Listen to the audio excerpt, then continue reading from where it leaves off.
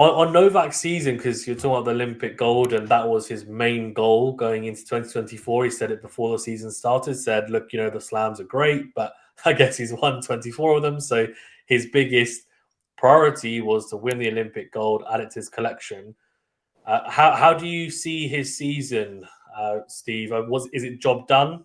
Olympic gold medal, didn't win any slams, but then he can go into 2025 and focus on that now. But no real cause for concern. I guess he had the knee issue as well. And we both saw him at Wimbledon. He wasn't 100%. Yeah, I mean, I think he would tell you that it was worth it just to get the Olympics. Now, it's interesting because I heard early in the year that there was a discussion between Ivanisevic and Novak about his plans for the year, and he was saying something to the effect to Goran of, I may skip Wimbledon and put my full force into winning the Olympics, and how Ivanisevic was apparently saying to him, you can't do that. That's what I heard, and I wouldn't doubt it because it was so important to him. But obviously, then the calmer, more rational side comes back, and you realize you can't skip Wimbledon. You only have so many opportunities, and it worked out beautifully for him because he's still in the finals of Wimbledon. Look, he's such a great big match player. He can't have been thrilled with what happened at Wimbledon because he had already lost a heartbreaker there to Carlos the year before. He's won the title 7 times. He's trying to tie Roger's record, get to 8. And he loves that place, Novak. He's come to love that maybe more than any of the slams. I'm not sure he doesn't even love it more than Australia, despite the 10 wins in Australia. We could argue that point, but disappointing again because after the Olympics, he couldn't.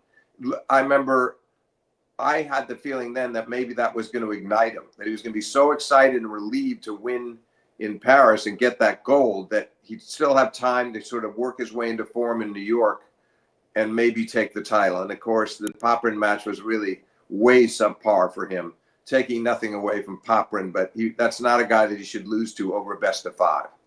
And I thought that Novak was maybe at 70%, maybe not anywhere near his best.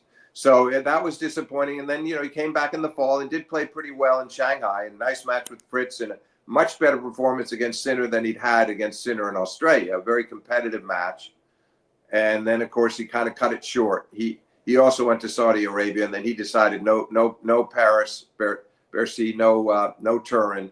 So it wasn't his kind of year overall, but I think for him, it wasn't a confidence shattering because of what happened at the Olympics and because that was always the biggest goal. And all of the kind of subpar performances before he hurt his knee at Roland Garros, which, by the way, was a very bad break. Who's to say he wouldn't have won Roland Garros? I mean, a couple of 5-setters, he's in the quarters, he's excited, and then he's out of the tournament with the knee injury.